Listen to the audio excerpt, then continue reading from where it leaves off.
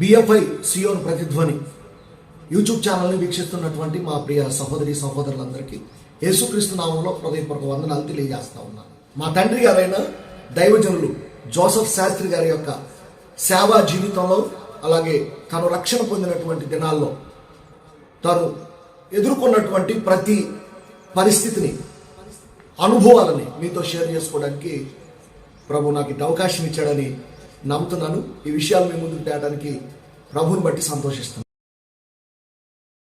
దైవజనులు జోసెఫ్ శాస్త్రి గారు 73వ సంవత్సరంలో క్యాన్సర్ గడ్డ చేత బహు బాధపడుతూ మరణావస్థలో ఉండగా జీవరత్నమయ్య గారు ప్రార్థన చేసినప్పుడు దేవుడు మా నాన్నగారిని స్వస్థపరిచి రక్షణలోనికి నడిపించబడ్డారు. రక్షణ పొందిన తర్వాత చాలా ప్రతికూల పరిస్థితులు తన జీవితంలో ఎదుర్కొన్నారు. మా కుటుంబంలో నుండి మా తాతయ్య గారు యేసు ప్రభువుని విడిచిపెట్టమని ఇబ్బంది పెడుతున్నటువంటి పరిస్థితుల్లో నేను యేసు ప్రభువుని విడిచిపెట్టనని ప్రభు కొరకు నిలబడ్డారు. అలాంటి పరిస్థితుల్లో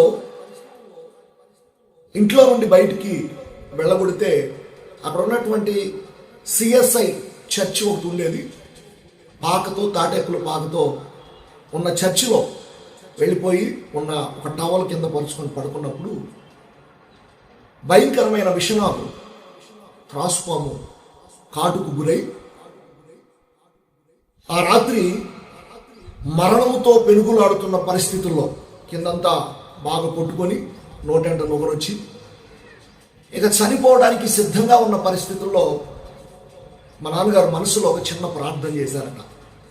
ప్రభువా, క్యాన్సర్ గడ్డ నుండి నువ్వు నన్ను విడిపించి బ్రతికించావు.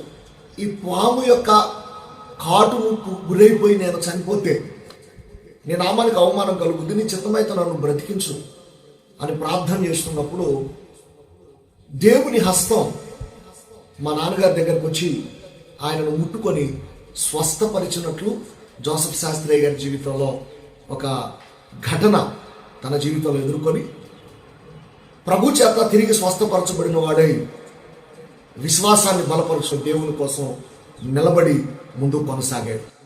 మన జీవితంలో కూడా ఎలాంటి పరిస్థితులు ఉన్నా విశ్వాసంతో ప్రభువుని అడగగలిగితే ఆయన ఖచ్చితంగా మనకు సహాయం చేసి నడిపించగలిగినటువంటి దేవుడై ఉన్నాడు.